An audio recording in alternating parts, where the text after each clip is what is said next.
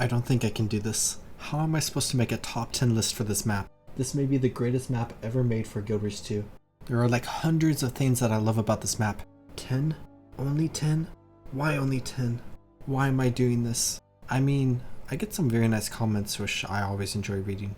Okay, that'll do. Let's try this. Here are my top 10 favorite things across Lowland Shore, the first map from the Janthir Wilds expansion. In the number 10 spot is the Warg Den. Let's start with something very basic that I just appreciate a lot. On the far eastern side of the map, we can find the Lupine Fields, and within the Lupine Fields, we can find the aforementioned Warg Den. This area in general is really cool looking, but I also always love a good cave. As I was exploring this area for the first time, my eye instantly caught this location, and it is still a place that I love. There are a bunch of wargs around here, including a champion rampaging warg who is a part of an event. Where I love the fact that there are wargs around here because they fit the theme of Janthir Wilds perfectly. Inside you can find a bunch of bones, presumably the victims of the wargs, as well as a wisp which is a part of an achievement, and just all in all, this is a really random small area from the map that I enjoy. In the number 9 spot is Divinity's Falls. This is a location in the southeastern corner of the map, very close to where you begin your adventures, and it is just a gorgeous waterfall. As you look up into the mountains, you can see the waterfall pouring down the mountain. Where I love the smaller ones up top and how it forms a massive one that pours directly into this map, forming the delta that is the iconic part of this map. Overall, just an absolutely gorgeous waterfall that has a chance to be on my top 10 waterfalls list if I had released it after this expansion released. But an aspect about this waterfall that goes beyond its beauty and mechanics is its world building. I mentioned earlier about the iconic river delta in this map, and it is an important and beautiful part of the map, because for years we have been looking at this delta and the river leading into it, hoping one day we could see this area, and it is finally here. We're going all the way south towards Divinity's Reach. We have the massive Lake Regent that helps feed some of the rivers in Queensdale, Kessex Hills, and Caledon Forest. But there is this river connected to Lake Regent that flows north towards Lowland Shore, and we can now finally explore it. In the number 8 spot is the brand new bee model. I recently released my top 10 insects video, and I can definitely say that these bees would have made the list, so huge shout out to these bees for that. But all across Lowland Shore, and also on the second map Janthir Century, you can find these bees buzzing around. They are just absolutely adorable and are incredible. Of course, they are pretty big, so some people may be put off by that, but I think having some large bees in games are always great. It is really nice to see a variety of new models with Janthir Wilds because they just add so much to the expansion. It is nice to see an expansion to the total amount of models available in the game, and there hasn't been much love for bees in Guild Wars 2, so it is great to see these creatures expanded upon. And the number 7 spot is kind of an expansion of the previous idea, and it is the Buzzy Treetops jumping puzzle. At the Apiary Hort and Bjorn Thicket, you can find a group of trees with a bunch of bees buzzing around them. There's an event that goes on here where you can help the Coden take care of the bees, but if you look up into the trees, there are a variety of beehives belonging to different bees. And if you look closely at the trees, you can see various branches and mushrooms sticking out of them. And thus, we have a jumping puzzle.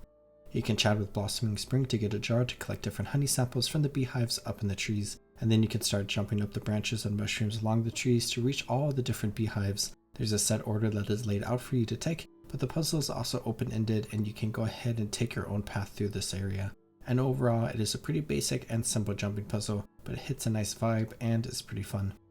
In the number 6 spot is the Bog Queen. I have a feeling this may be many players' favorite part of the map because of certain aspects of her model, which in general and jokes aside, her model is really cool. And while creatures like this are pretty common in other video games, we don't have too many examples of creatures like this one in Guild Wars 2, so it is nice to see a take on it here, where she is a very scary, threatening, and challenging boss you can fight. You can find Horror Mire in the northwestern corner of the map, and you can find some bog bodies which are very creepy undead. And you can participate in a group event chain to help some Coden out in the area, as bog bodies and maggots are attacking you, and you have to deal with them. Where the Coden will start talking about the fable of the Bog Queen, where this is a super powerful necromantic creature who will begin attacking you, and this is a decently challenging event that does require a few players to complete, which is fitting given the vibes of this enemy and how she's supposed to be mysterious and deadly, but this is just a cool event chain with great vibes and an incredible enemy.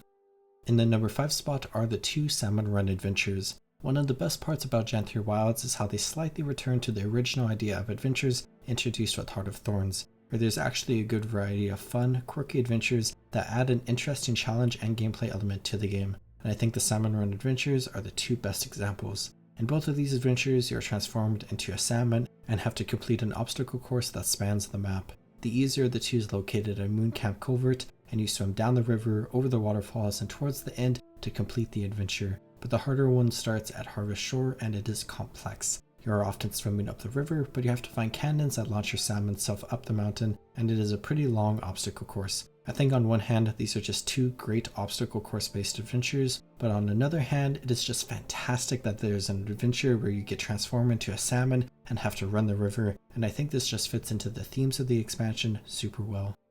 In the number 4 spot are all the little details in this map. Now this is a general answer, and I mean a lot of different things by this. First, there are just a lot of little pieces of landscaping, decorations, books you can read, and just so many other things across the map that make this map incredibly beautiful, content dense, and an absolute delight to explore. There are some incredibly popular decorations you could find, like the Snapcat Eoster, but you can find some super fun decorations all around the map. I also point out the attention to details with various events, like how you go through the full process of preserving a fish during one event. But some details that I deeply appreciated are related to environmental effects. And what I mean by that is how certain things you physically interact with on your character will impact your character in some way. And this is something we see across the game, but I really appreciate the attention to these details in this map and the abundance of them. You have the classic "some fires will burn you," but a prominent part of this map are the rushing rivers, and the rivers will actually push you when you swim in them. You can find the lumber mill, and if you hit the saw blade, you will get the debuff razor sharp teeth that deals immense damage, and you will begin bleeding profusely. In the hot springs area, you can find the super hot water, which will damage you if you stand in it, and there is just a variety of other interactions you can find, including some that I probably haven't found yet, which just add a phenomenal level of detail to this map. And the number 3 spot is another very general answer, and you could summarize it as the entire map, but it is the rivers, waterfalls, mountains, and skybox found throughout this map. I am in love with Lowland Shore. This map is just gorgeous, and the general landscaping of this map is incredible. It is very vertical in a very fun way as you're traveling down the mountains towards the Janthir Bay. There are so many beautiful sights across this map. This may be one of the most screenshot-worthy maps in the entire game, but there are also a ton of rivers and waterfalls in this map. So many waterfalls that there's even an achievement to go behind most of them, but they are so beautiful and just incredible.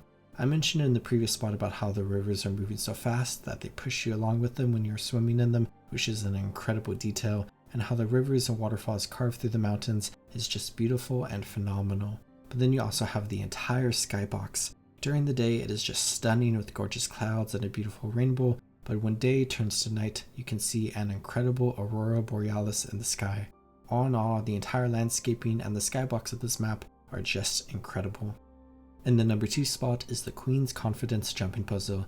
You probably thought that I was done talking about bees, but here we go again. Queen's Confidence is a point of interest that is the last map completion objective I needed to get since it is decently well hidden. You have to swim through the river just south of Autumn's Vale and find this passage near the top of the waterfall. You can swim through the passage and emerge into an incredible cave filled with bees. Now this isn't the same thing as an area filled with bees like at the Buzzy Treetops jumping puzzle. This is like a massive beehive with a ton of honeycombs, honey everywhere, a queen bee, a variety of other bees, and some badgers. And there's a simple jumping puzzle where you have to jump to the bees, honey, beavis, and combs, and the order you do this in changes daily. Compared to Buzzy Treetops and the Light of the Veil jumping puzzle on the honorable mentions list, this is my least favorite of the 3 jumping puzzles in the map, but I still like it a lot. But the aspect that I love about this is how it is just a massive bee area. I've been wanting a spot like this in Guild Wars 2, and it is great to have finally gotten one here. But now for the number 1 spot, for my favorite thing in all Lowland Shore, and it just has to go to Warg Den and Guiding Breath's task. There's a lot to unpack here. While there are a few different coding camps and settlements around this map, the Lowland Coden's primary base of operations is at Warg Den. This is a sprawling town with many different buildings found along one of the rivers. This area is just gorgeous and features what is likely my favorite shot in the map. I love this location and it brings together a lot of the different aspects that I've talked about in this map. But Janthir Wilds has taken the traditional task system we see in Guild Wars 2 and expanded upon it once again, where each map has 3 tasks that you can do once a day, and as you continue to complete the tasks, you unlock bonus rewards that help you out, including some homesteading materials and unique titles. Where this is a fun system that I personally like a lot, but each of the tasks are genuinely incredible pieces of content. They aren't boring, they aren't a complete breeze to complete, they aren't too painstakingly long unless you only do the things that give a minute amount of credit, and many of the gameplay elements of each task are actually fun. But out of all 6 new tasks in this expansion, the one here in Harvest Den is my favorite. It is basically 4 different tasks in one, where there are like 4 mini task people in different areas of the village that you can chat with to learn more about each of the different parts of the task.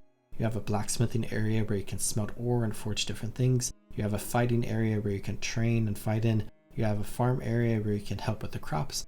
And my favorite of the 4 is this cooking area, where this building is incredible, but the activity here is fantastic.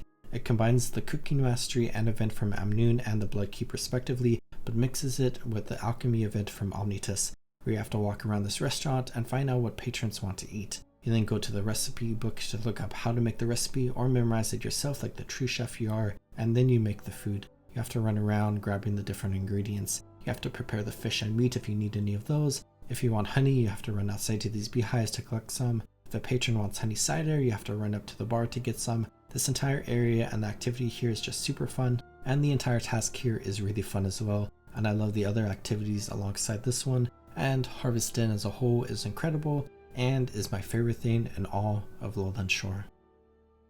And that's my list. I hope you enjoyed. Lowland Shore may be my favorite map in the entire game, but I'm going to give it a bit of time before I make that declaration. But Janthir Century is also an incredible map, and I am excited to highlight my top 10 favorite things in that map coming next week. I hope you all are taking good care of yourselves. Have a good one, everyone.